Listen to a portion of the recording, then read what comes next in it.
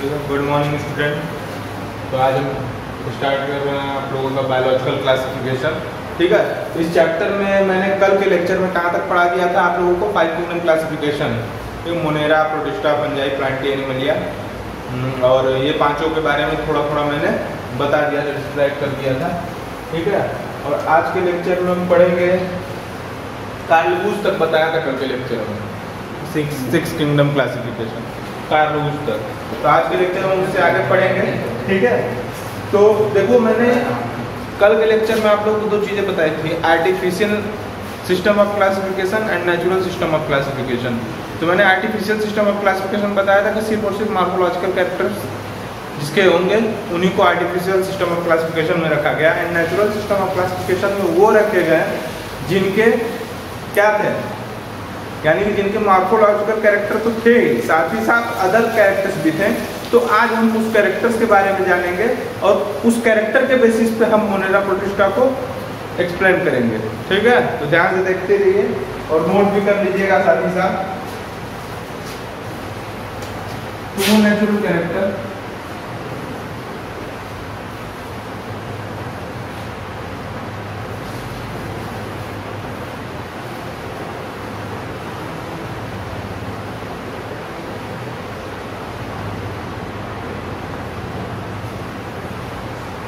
Natural system of classification के कुछ criteria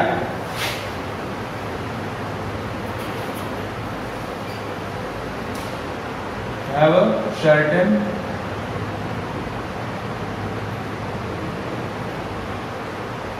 criteria. Okay,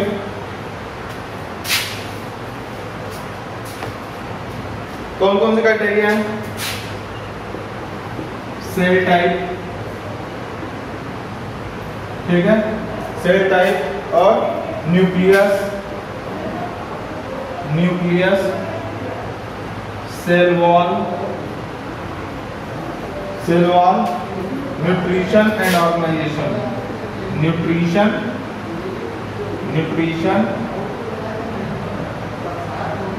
and organisation.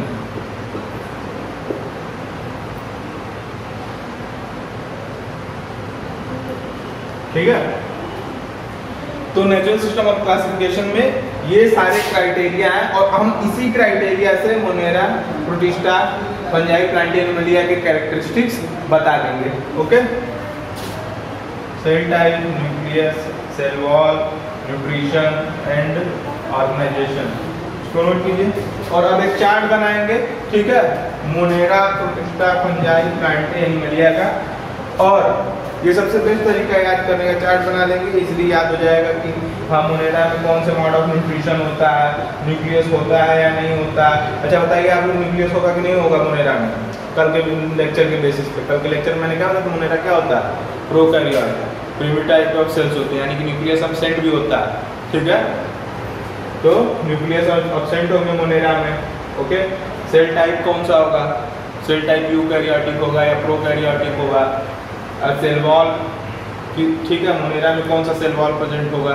ठीक है, यानी कि सेल वॉल कौन सा प्रेजेंट होने का मतलब सेल वॉल जो होगा मोनेरा का वो किससे बना होगा? ठीक है, पेप्टिडोग्लाइकान या काइटिन। ठीक है, तो इसको डिफाइन करेंगे हम आज के लेक्चर में। इसको नोट कर लीजिए, मेरे करने जा रहे हैं और चार्ट बनाइए सभी लोग।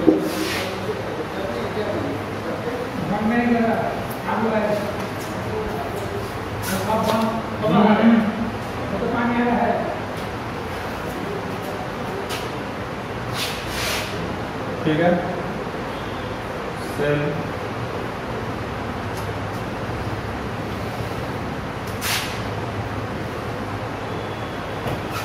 Nucleus, organelle,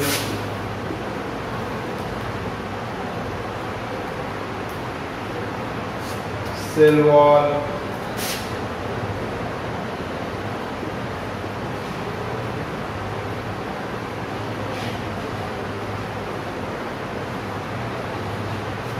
cell wall, mode of nutrition, mode of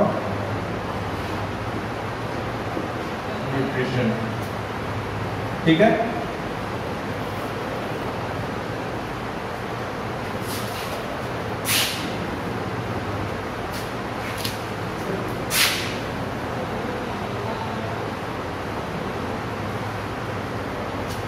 mode of nutrition.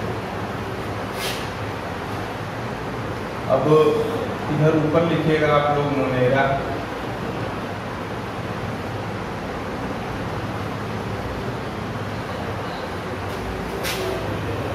Protista,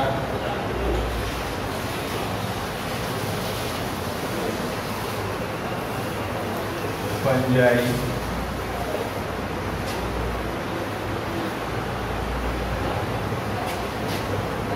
Plantae,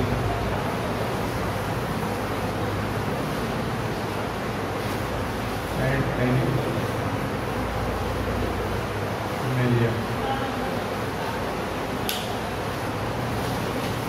ठीक है।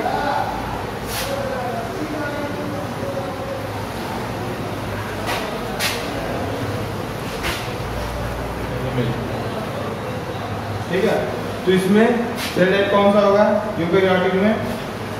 कौन सा होगा बताइए? मैंने कल ही बताया था आप लोगों को, कल के लेक्चर में। मोनेरा क्या होगा? यूनिसेल्युलर होगा या मल्टीसेल्युलर होगा? तो ये क्या होगा? यूनिसेल्युलर। Okay, protista unicellular. फिर उसके बाद सब मल्टी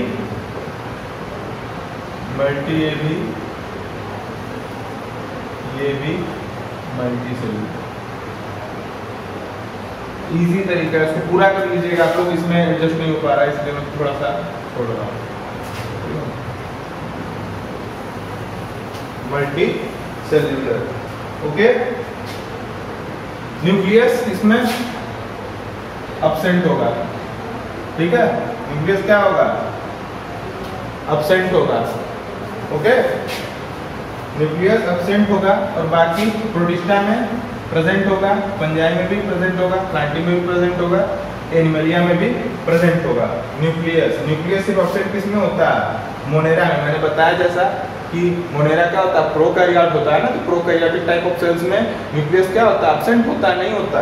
ठीक है, प्रिमिटिव टाइप ऑफ न्यूक्लियस होता है, या फिर प्रेजेंट भी होगा तो प्रिमिटिव टाइप ऑफ न्यूक्लियस होगा।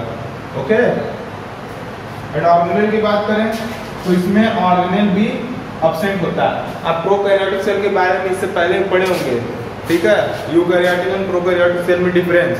तो क्या पढ़े थे प्रोकैरियोटिक में? यही ना कि उसमें सेल ऑर्गेनेल सारे अब्सेंट होते हैं प्रोकैरियोटिक सेल में। ठीक है, तो मोनेरा क्या है? प्रोकैरियोटिक है ना, तो ऑर्गेनेल क्या होंगे उसमें? अब्सेंट होंगे। ओके, हम बात करते हैं सेल वॉल की। तो इसकी जो सेल वॉल होती है मोनेरा की, वो किसकी बनी होती है? इसको सही से नोट कीजिएगा, पेप्टाइडो ग्लाइकन की, पेप्टाइडो ग्लाइकन की। ठीक है, मोनेरा का जो सेल वॉल होता है इसका बना होता है पेप्टाइडो ग्लाइकन। कुछ प्रोटिस्टा में भी क्या होता है? कुछ प्रोटिस्टा में भी इसी की सेल वॉल बनी होती है। Some protista have same. ठीक है, some protista have same.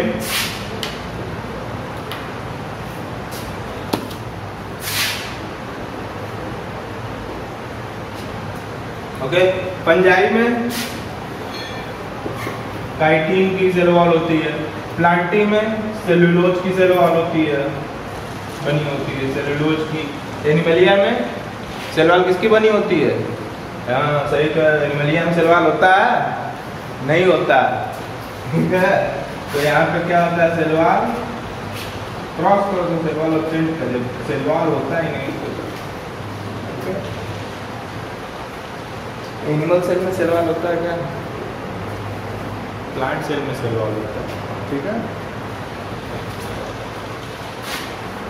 And mode of nutrition लिखिएगा तो ऑटो, हेट्रो एंड सेप्रो। ऑटोट्रॉपिक होते हैं एंड हेट्रोट्रॉपिक होते हैं एंड सैप्रोट्रॉपिक होते हैं। ठीक है, आर्टो, हेट्रो, सैप्रो, मोनेरा। ओके, अब जो प्रोटिस्टा होता है वो क्या होता है, ये भी इनमें कौन से मोड ऑफ न्यूट्रिशन प्रेजेंट होते हैं, same auto, hetero and सैप्रो। Okay, और इसमें सिर्फ आर्टोट्रॉपिक, ठीक है, और सैप्रोट्रॉपिक एंड हेट्रोट्रॉपिक। इसमें सैप्रोट्रॉपिक एंड हेट्रोट्रॉपिक। ठीक है, ध्यान देने वाली बात यह पता है ना आप लोगों को, ऑटोट्रॉपिक एंड सैप्रोट्रॉपिक। ठीक है, हेट्रोट्रॉपिक मोड ऑफ न्यूट्रिशन पता है ना क्या होता है, ऑटोट्रॉपिक जो खुद से अपना भोजन बनाते हैं। ठीक है, हेट्रोट्रॉपिक जो दूसरों पे निर्भर हो, और जो सैप्रोट्रॉपिक मोड ऑफ न्यूट्रिशन आता है वो किसका टाइप्स है, हेट्रोट्रॉपिक मोड ऑफ न्यूट्रिशन में 3 आते हैं, parasitic, saprotrophic and holozoic mode of nutrition. ठीक है, तो अमीबा में भी जैसे में हम लोग की तरह डाइजेशन होता है, तो हम लोग क्या है, हेट्रोट्रॉपिक, होलोजॉइक। ओके, एंड नेक्स्ट इतना। ओके, तो इसको नोट कर लीजिए।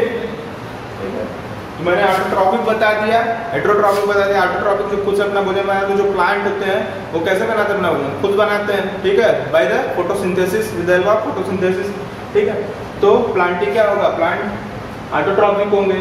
Fungi dead and decaying matter पे फीड करते हैं। ठीक है, जैसे ब्रेड अगर आपने कुछ दिनों तक रख दिया, ठीक है, तो उस पर क्या लग जाता है, फंगस लग जाते हैं। फंगाई किस पे ग्रो करते हैं, डेड एंड डिकेइंग मैटर पे। ठीक है, तो सैप्रोट्रॉपिक होते हैं, समझ में आई बात। एंड हेट्रोट्रॉपिक हम लोग आते हैं, समझ में आई बात, यानी कि हम लोग फूड के लिए दूसरों पे निर्भर होते हैं। समझ में आई बात, इस चार्ट को क्लियर कीजिए। ठीक है, एंड तो आज के लिए इतना ही, बाकी हम आप लोगों को नेक्स्ट क्लास में कल के लेक्चर में बताएंगे। ठीक है, फिर हम स्टार्ट करेंगे एक मोनेरा से स्टार्ट करेंगे। Okay, thank you.